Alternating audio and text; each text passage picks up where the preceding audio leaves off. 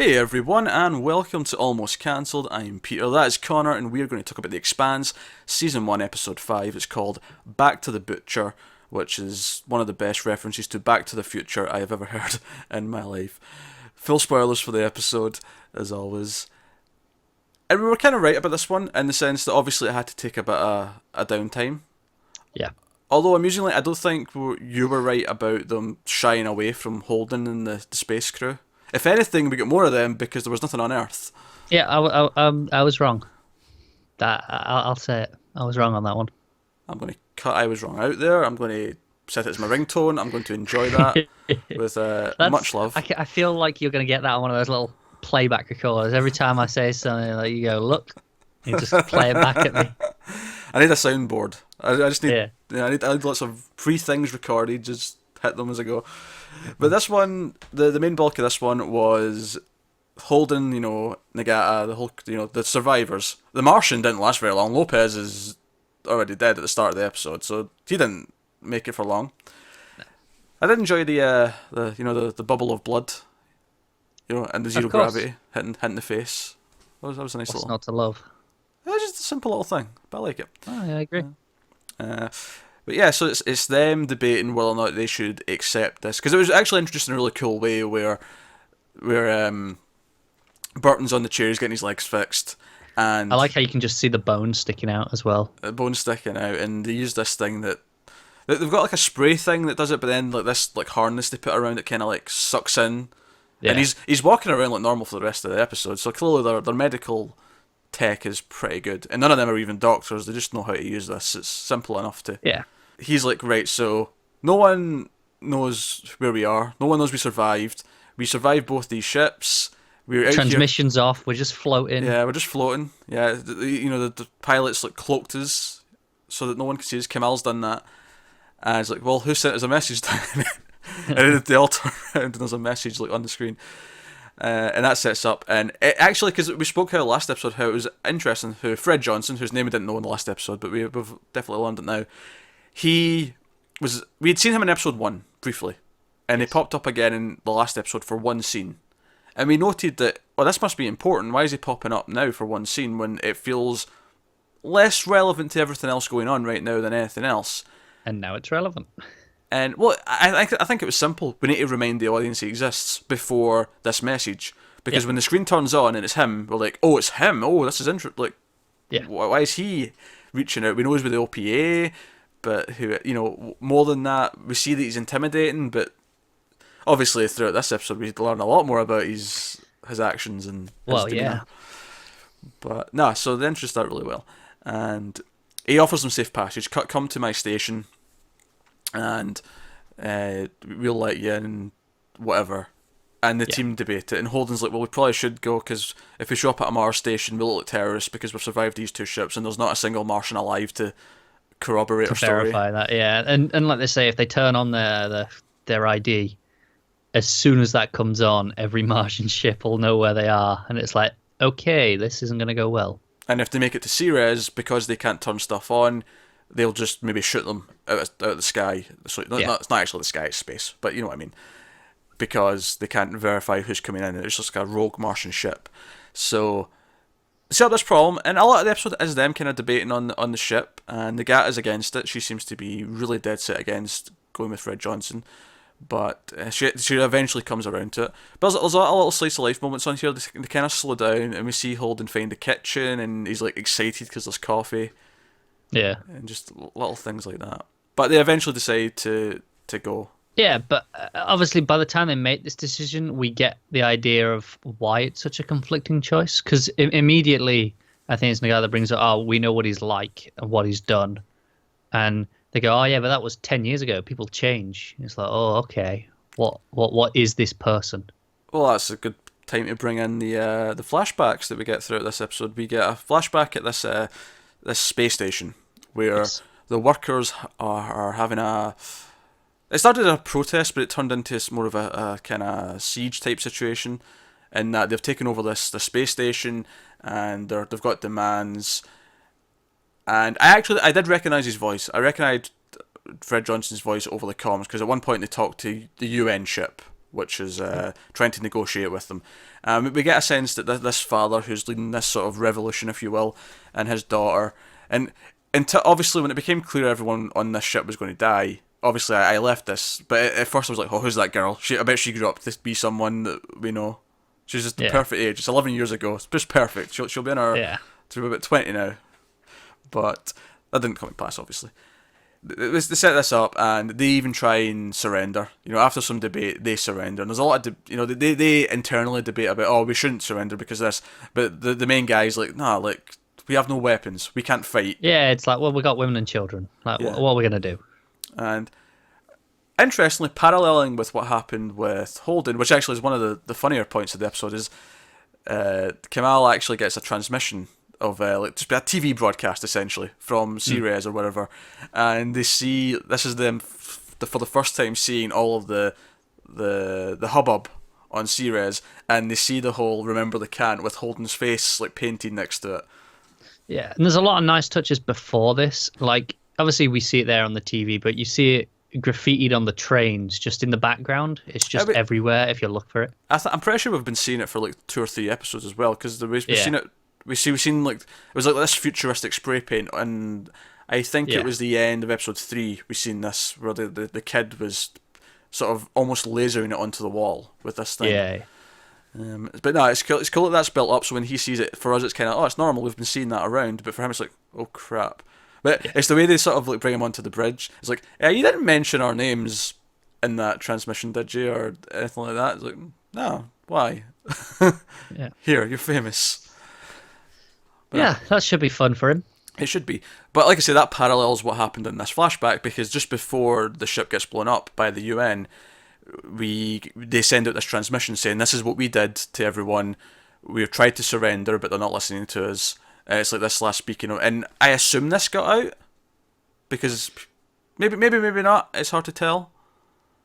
It is hard to tell, because obviously it earns him the nickname. The Butcher of Anderson Station. He earns him that nickname.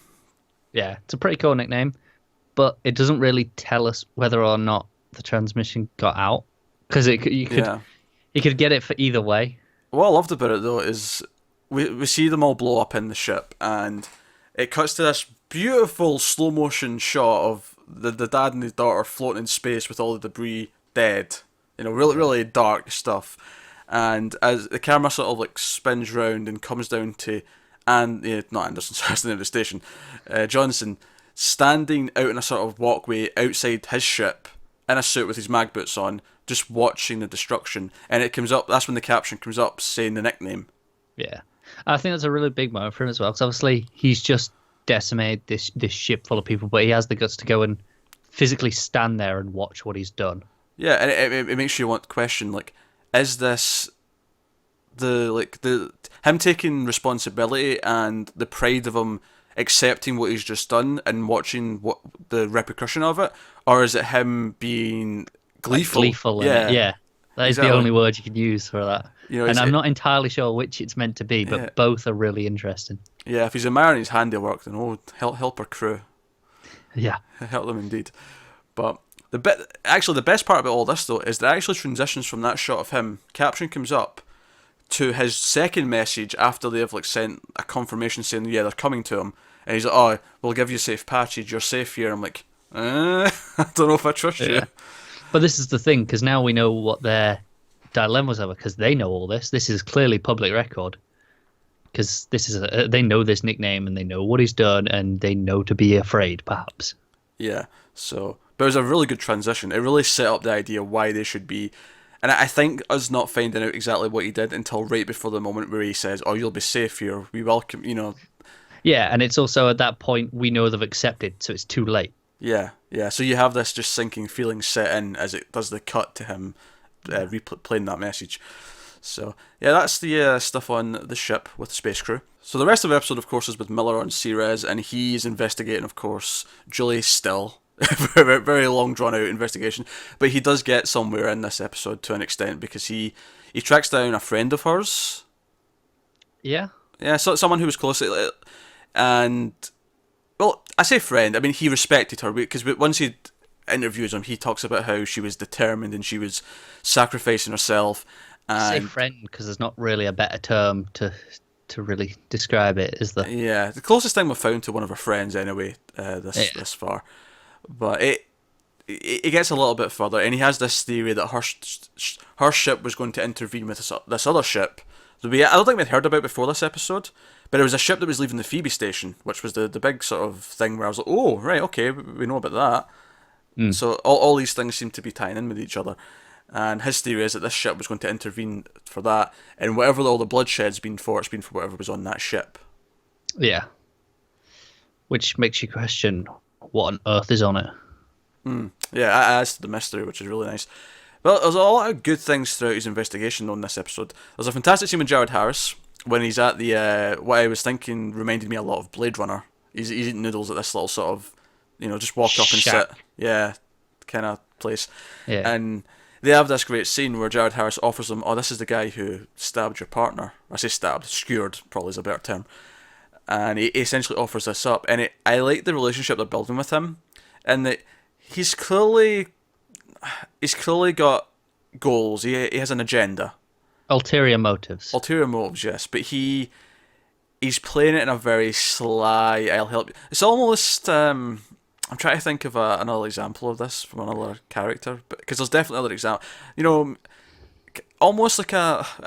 We don't know for sure yet if he is less evil, but it's kind of like a less evil Lex Luthor almost, where he's Yeah, we have like a public persona Yeah. of friendliness and genuinity. yeah, Not and sure he, that's a word, but yeah, and he claims that he wants to know more about Julie because she was one of them. Which again, it's the first time someone's just flat out confirmed that she was working with the OPA. It's been very danced around up until this point. yeah. I thought that was a really great scene, and the way they were playing off each other. Jared Harris is a really good actor. He's great for these kind of roles. Yeah. So And that accent still. yeah, the accent. A lot of effort he's put into that. So That's really impressive because obviously we got a comment explaining it a little bit. yeah, And I was listening in for it, and I can pick up bits of various accents in it now. yeah. The idea here with the accent is that some of the Belters have this like mix of accents because it's developed over time from all the different Yeah. people that have went there. So it's a real hodgepodge. So it's not a real accent. It's just it might be a mix of lots of different things, which I can only imagine is hard to do. Yeah, it's almost like because you're jumping from one inflection to the next in various words that are completely different to what you would normally do. Yeah, so credit to him. He's trying his damnedest. So I really like that scene. I enjoyed the scene at the start when he goes to see Havelock in hospital, and he gets very judgmental when the prostitute steps out. The line of dialogue, I believe, that was cringe-worthy, not in it was a bad line, just in cringe-worthy, and this makes the situation really awkward. It's like, oh, tell me this was a present, a good get-well present for yourself. Yeah. It doesn't even say she, he says this. Tell me Yeah. this was a get-well present for you. And incredibly awkward, and it's like he's trying to like look out for him in his own way, where he thinks, oh, she's conning him, he doesn't understand the way this works, but Havelock does seem to have an actual connection with her. Yeah, and obviously as he leaves the room, he looks back and sees them talking. It seems very genuine and heartfelt. It's almost like he's just not built to accept that this could be a real thing. Like he's too cynical, he's too jaded, he's grown up here, and the lessons of that have maybe rubbed off on him too much. Yeah. So, and of course the story, the fake rat comes back into it. There was like data hidden in the fake rat from Julie's apartment, which he goes back and he tracks that down after the conversation with the guy. So there's a lot of detectiving. When he goes into that place where all the back room was, where the guy who like did all this tech stuff was, that was when it felt the most noir to me. The way he comes in and he asks the guy, and the guy kind of brushes him off, and he just grabs him and is like, Yeah, and he's like, right, come on. We both know what's going on here. yeah, he just demands the information. I was like, oh, this feels like a proper noir now. It is, especially with like the long coat and the hat. Yeah, the hat especially. Yeah. The hat especially, but all of it together, he kind of is straight out of a noir, just in space. Yeah. So, lot of little bits of advancement there, which I really liked. We get a little bit more of the Star Helix precinct as well. The way it's like, well, the OPA kind of are a political group, so we're not really supposed to do anything with them. It could be seen as like an act of aggression kind of thing. But luckily, this guy who skewered Havelock isn't technically with them, so if you see him, shoot him on sight. Yeah. Was basically the message. And it gives you a sense, oh, we need to show a a presentation of strength. We need to. Yeah, like they came after one of our own, even if he was a rookie and Yeah. he was new, but he was still uniform, one of us. Which feels in turn very barbaric. This idea that the police have to show strength and like vengeance, because it almost looks just another gang. It is, yeah, but they're just paid for it. They're paid for it, yeah. Hey, gang members are paid. It's all drug money, but they're paid. Well, yeah, but they're self-funded. True, not government funded. They're entrepreneurs. Oh dear. Of course, the story ends with some new person we don't know kidnapping Miller with a bag over his head, and that's how we end the episode. Should be exciting to see what's going on there. Yeah, I'm thinking possibly OPA, possibly whoever this tech guy was actually working with. I mean, I think the obvious inclination is OPA. Like, maybe he's getting too close to all this stuff and they're protecting their assets. Although I don't really see that being a thing in the sense where I feel like Jared Harris has a vested interest in him now, so he will want to. So if it is the OPA, it will be for his protection, I think. Okay. But if it isn't the OPA, then it could be something else that he's maybe poking his nose into and they're coming after him for that reason. It could be even something just that we haven't actually seen yet, just something that's kind of coming back, because obviously we get the idea that he's done a lot of stuff. Yeah. Now a little subtle thing I quite liked, just like parallel between the two stories. You see Miller have coffee, and it's almost just like nonchalantly, of course I'm having coffee, whatever. Just like grunts his way through it, and it parallels nicely in the scene in the ship where Holden like finds the coffee. And he's like, "Where's the coffee beans? I'm having some of this." Yeah, and it does. As someone who doesn't like coffee, it's amusing to me in and of itself. But well, yeah, but the coffee itself is not the point here. Of course not. I'm injecting my own opinion here. I don't like coffee. Now, if it was tea, I'd be all over that. I can drink tea, but I don't get excited about it like you do.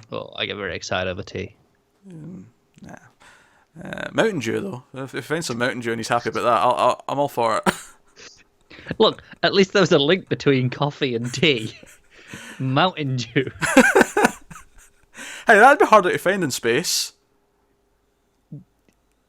Other small things I liked. We got more.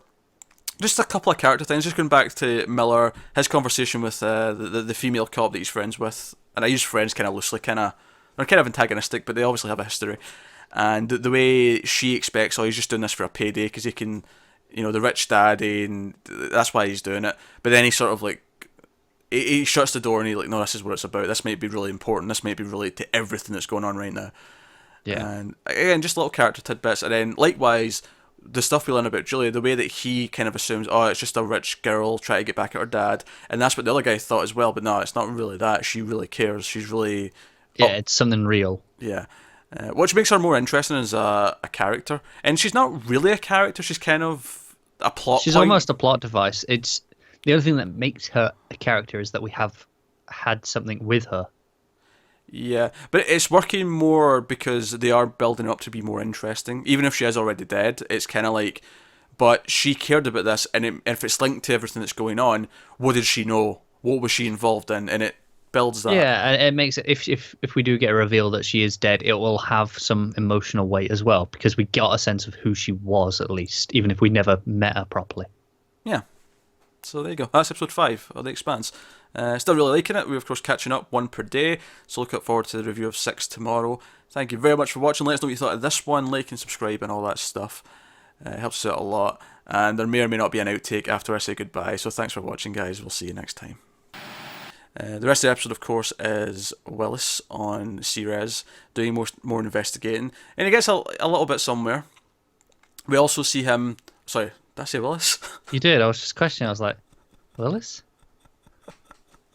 I was like, scanning. It's like, what the hell's Willis? Where's that come from? I was literally just scared. I was like, hang on, have I forgotten his name? I sworn it was Miller. And then, but before I said anything, I was like, I'm going to check the list next to me. I just got to it, and you stopped yourself. Where the hell did Willis come from? I don't know. What made it is your realization. Sorry, we just go. Sorry, did I just say Willis?